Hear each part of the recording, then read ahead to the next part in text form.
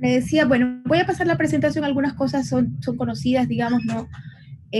Muchas han sido ya abordadas por la presidenta del Banco Central y por Mauricio Pozo en su exposición, pero me gustaría rápidamente hacer un tema de contexto. Este es el tema de la crisis global que se vive por el tema del COVID-19. Hay un mapa de la Universidad de Hopkins que se actualiza, pues, y es una crisis muy seria, no experimentada por la humanidad, equivalente a la crisis que se vivió en los años por la gripe, por la gripe española, pero que genera muchísima incertidumbre en el mundo acerca de muchísimas cosas, como por ejemplo el precio del petróleo, y también de la actividad económica y de los temas de crecimiento. Y obviamente cambiarán patrones, el mundo será otro distinto después del COVID. Podemos hablar sobre eso si ustedes quieren más adelante también.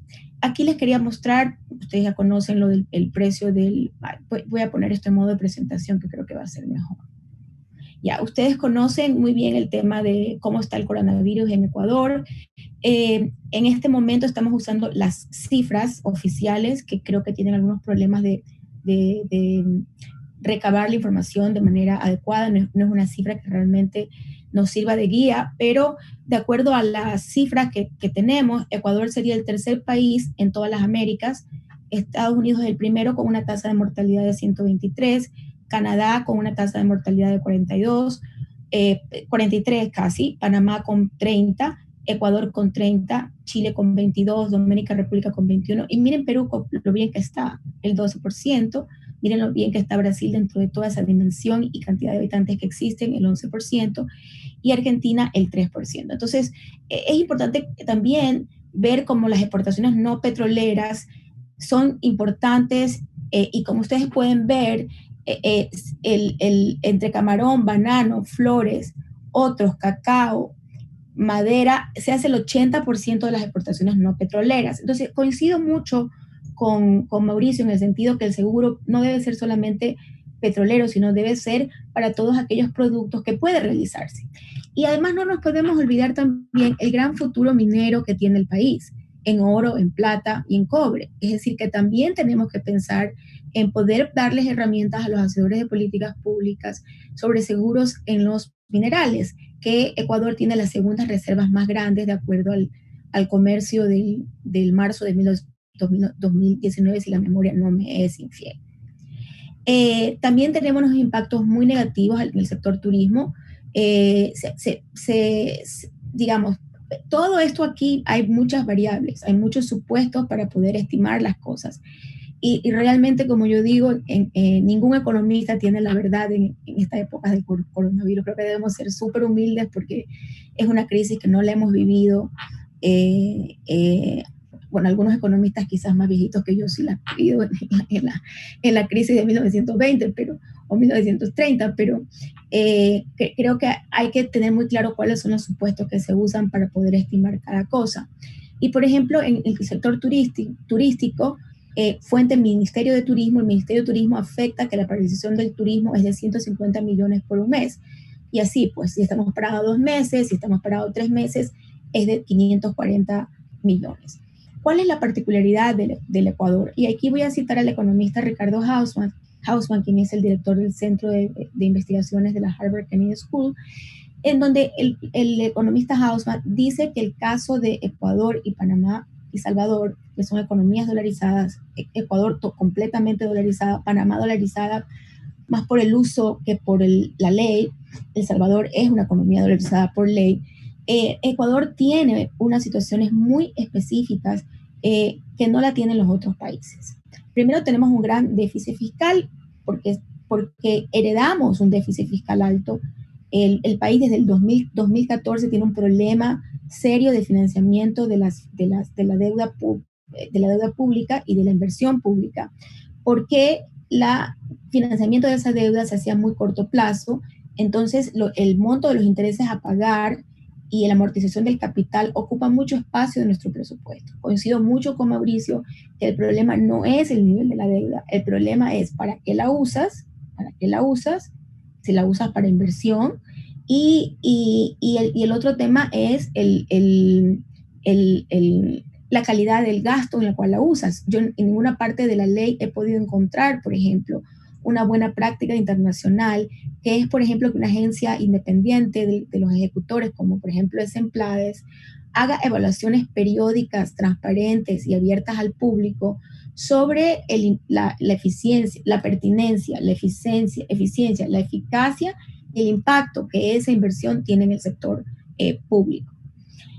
Lo que podemos decir también, es decir, entonces Ecuador tiene un shock en el sector externo, que viene por el lado de la caída del petróleo, la caída del precio de ciertos productos no tradicionales, la caída de las remesas. Las remesas también van a caer, porque nuestros migrantes no están trabajando. Entonces, simplemente por más que quieran mandarle dinero a sus familiares, no lo van a poder hacer. Y ya hemos visto que turismo, entonces tenemos un shock de balanza externa que es bastante complejo de manejar en una economía dolarizada, que además está previsto una gran recesión. Ya vamos a ver las estimaciones que existen al respecto de esto. Aquí explico claramente cuál fue el modelo que se utilizó entre 2007 y 2014, que era un modelo económico basado en la recirculación de la renta petrolera, la economía a través del gasto público. El gasto público récord significó ingresos privados masivos, y el boom lo festejaron muchísimas empresas en el país que tuvieron ganancias realmente extraordinarias a lo largo de los 10 años en que gobernó el expresidente Correa. Con el colapso del precio del petróleo, los errores de política pública se vuelven muchísimo más evidentes a la población común y obviamente a los ciudadanos, para los cuales los economistas no siempre, lo felicito a Mauricio porque Mauricio tiene una gran facilidad de explicar la economía de una manera muy simple, pero no siempre los economistas podemos hablar de las cosas de las maneras más agradables. En términos al vencimiento de la deuda, Ecuador debía pagar en marzo 1.230 millones por capital e intereses de deuda. De esos, 944 millones son las obligaciones que tiene que pagar Ecuador por deuda externa, de los cuales 615 millones corresponden al pago del capital y 329 millones al pago de intereses. Yo creo que la información que nos proporcionó el Ministerio de Finanzas y el Banco Central no fue clara, y esa información clara, cuando algo no está claro, uno permite que la gente especule sobre la información, lo cual también es crítico para nuestra imagen extranjera, la cual ya está muy abatida por el manejo de la crisis del coronavirus. Ecuador ha estado por primera vez en la página del Miami Herald, Ecuador por primera vez ha estado en la tercera página del New York Times, y no necesariamente porque estamos haciendo bien las cosas. Entonces, es muy importante, y encima tenemos este tema de la moratoria técnica, porque ustedes tienen que saber que una vez que el ministro hizo el pago de los intereses, inmediatamente fuimos calificados con menos por las agencias de riesgo y nos calificaron por técnicamente estar en default. Aquí está la descripción, no quiero entrar en detalle, pero aquí está la descripción completa de todo lo que se vencía ese día, a qué correspondía,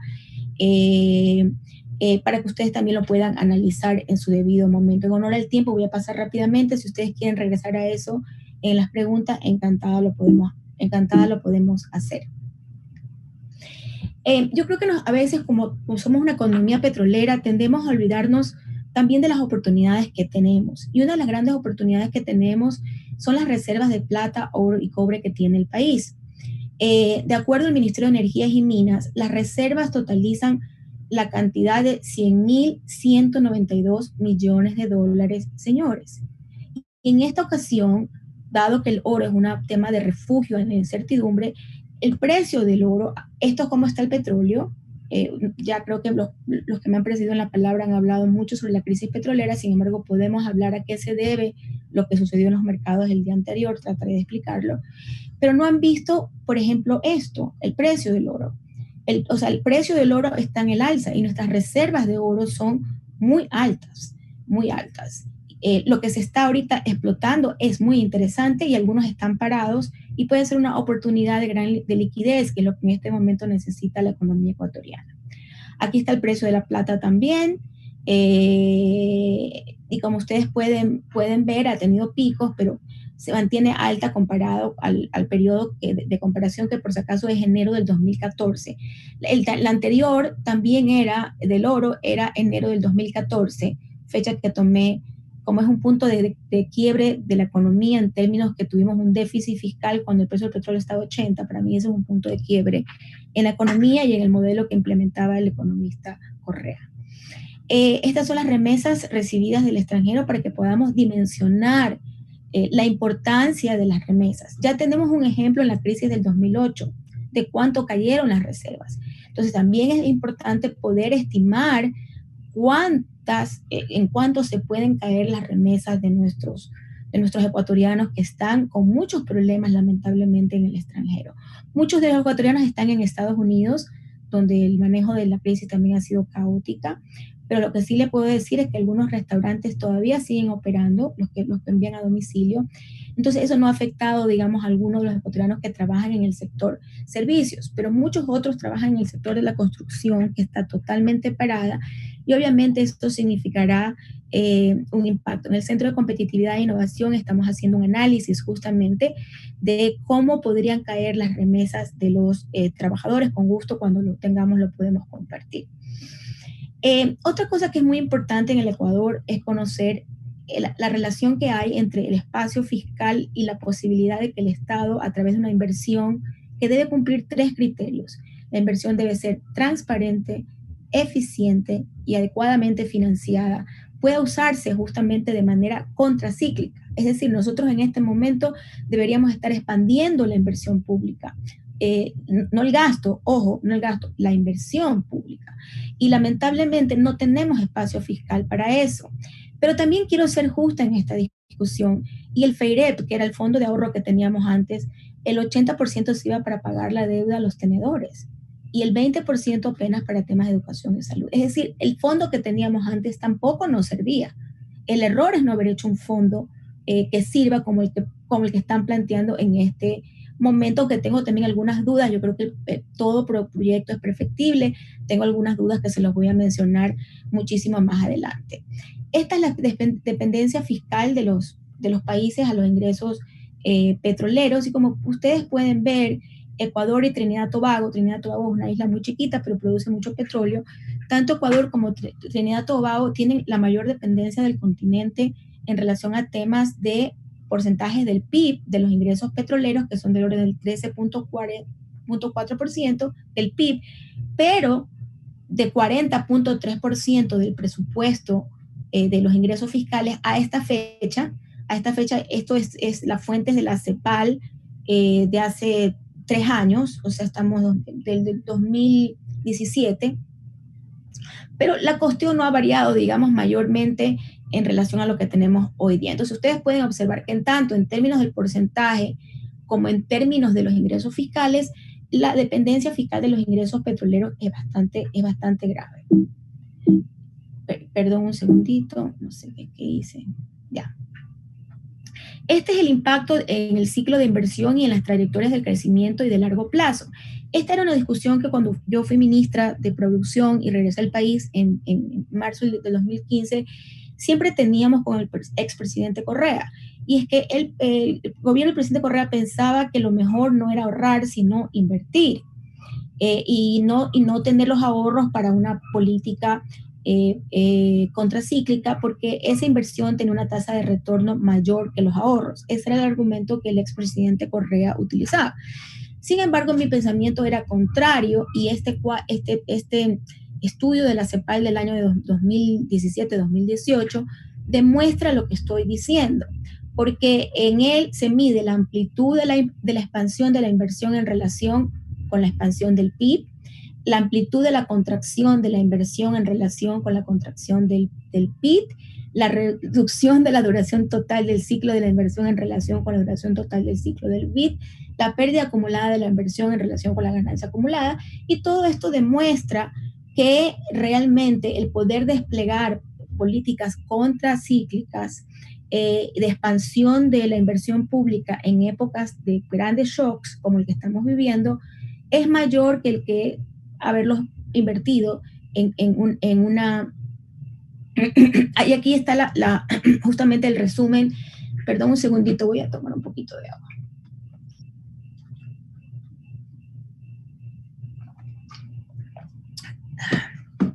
Y estos son los 4 impactos que CEPAL determina del ciclo de inversión. El ciclo de inversión tiende a tener una duración más corta que el ciclo del Producto Interno Bruto.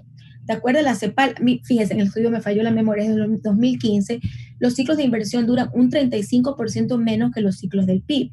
En Centroamérica, aún menos, 74%. La inversión tiende a experimentar una contracción más intensa que la del PIB. De acuerdo a CEPAL 2015, la contracción, basado en indicadores de Shisher y Mills, de la inversión es 3 veces mayor en América del Sur, 5 veces más en Centroamérica y cerca de 6 veces más en el Caribe. De acuerdo a CEPAL, en América Latina, la pérdida acumulada durante la fase contractiva, es decir, cuando se debería haber expandido la economía, supera a 2 veces a la ganancia acumulada en la fase expansiva. En Argentina del Sur, la pérdida acumulada durante la contracción es un 56% superior al agua. Las decisiones de inversión tienen efectos a largo plazo a través de 3 canales. Irreversible y perdura en el tiempo, impacto en otros componentes de la demanda agregada y menor productividad porque posponemos adopciones tecnológicas. Entonces, esto un poco para demostrar que después de la discusión que se tenía con el economista Correa al respecto de que mejor no era bueno ahorrar, sino mejor invertir eso en inversión pública porque daba una mayor rentabilidad, el CEPAL hizo este estudio que permite probar que eso no es cierto y por lo tanto estoy muy de acuerdo con los criterios vertidos por Mauricio hace algunos momentos atrás.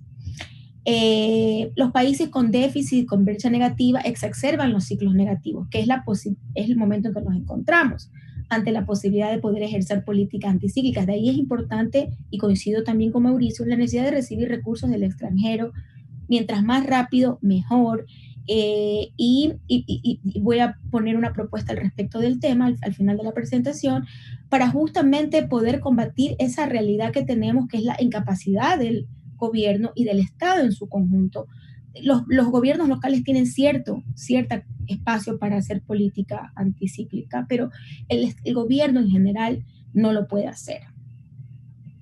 El contar con mecanismos de ahorro para poder ejercer política pública es necesario, dado que el financiamiento internacional privado se contrae en periodos de crecimiento o shock externo. O sea, lamentablemente los mercados internacionales reaccionan ante estos shocks internos. Entonces, cuando más necesitamos tener una paraguas, cuando llueve durísimo, justamente los bancos nos quitan ese paraguas. Entonces no pasa solamente con Ecuador, pasa con la mayor parte de los países y digamos a los que se los considera más riesgosos, obviamente el riesgo país sube muchísimo más y el financiamiento que existe en ese momento es extremadamente caro, por lo cual no es recomendable tomarlo. O sea, no podríamos tomar ahorita deuda externa, privada, porque el costo sería realmente oneroso para el Estado. Ahora voy a los comentarios a la ley, voy a pasar muy rápido porque muchos de los comentarios ya han sido vertidos.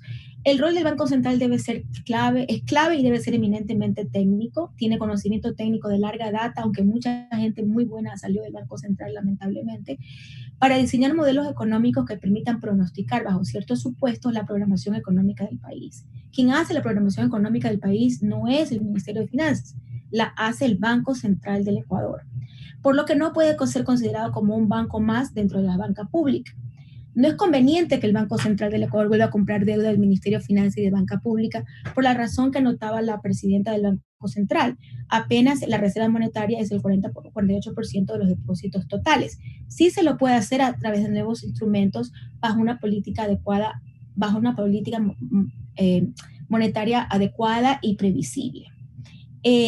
No puede ser un miembro más de la Junta Monetaria, tiene que tener independencia real. En el actual modelo, y como ministra de la Producción, y yo era parte de la Junta Monetaria, y la razón por la que renuncié en el 2015, en octubre, vine de marzo a octubre del 2015, es porque era miembro de la Junta Monetaria, y como miembro de la Junta Monetaria no estaba de acuerdo con las medidas que se estaban tomando.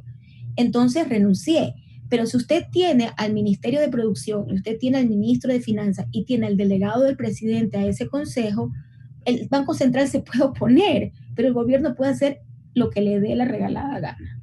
Entonces, yo estoy muy de acuerdo con lo que la economista Verónica Artola mencionó al respecto de la independencia del Banco Central y de cómo esa junta monetaria en la realidad, que no sé cómo se llama ahorita en la ley, la verdad que no recuerdo, no sé si se llama igual, tengo esta manía de ir cambiando los nombres cada vez que se hace una ley.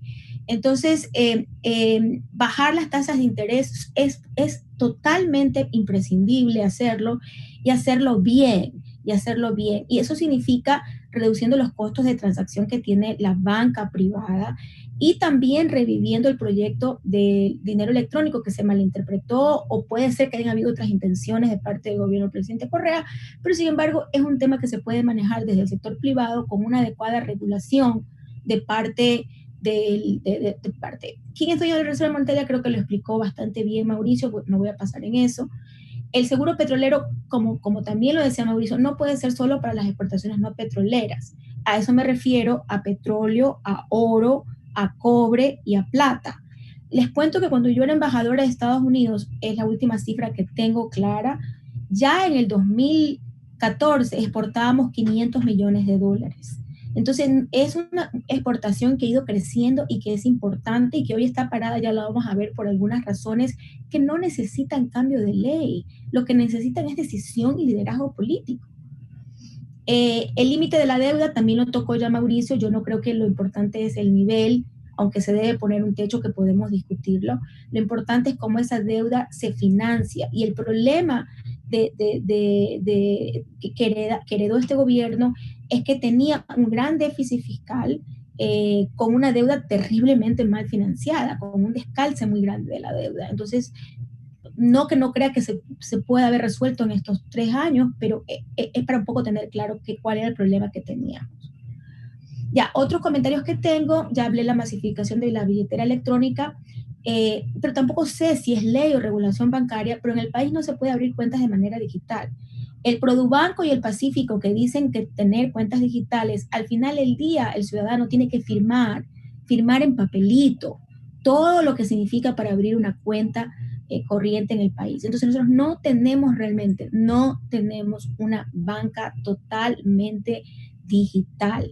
Y otra cosa quiero decirles, los bancos siguen cobrando, a mi criterio, unos grandes porcentajes. Les cuento un caso mío. Me olvidé de pagar $150 en mi tarjeta. Voy a emitir el nombre del banco emisor y cuando me llamaron rápidamente, me metí en mi computadora y lo pagué electrónicamente, pero el porcentaje que me cobró por la gestión de cobranza, créanme que es terriblemente alto. El porcentaje que me cobraron fue alrededor del 12% del valor por gestión de cobranza, cuando solo tuvieron que tomar el teléfono, llamarme y yo automáticamente hice el pago de la deuda. Otra cosa que también quisiera comentar es que yo no estoy muy segura que se protege al arrendatario tal como está redactada la ley, dejando que el arrendador y el arrendatario se pongan de común acuerdo. Si usted tiene un negocio donde la ubicación es súper importante, el poder de negociación va a tener el arrendador. Entonces me parece que allí hay unos temas que hay que pensar bien, o por sectores, no lo sé, pero como está, me da serias dudas de que pueda haber un abuso por parte de los arrendadores.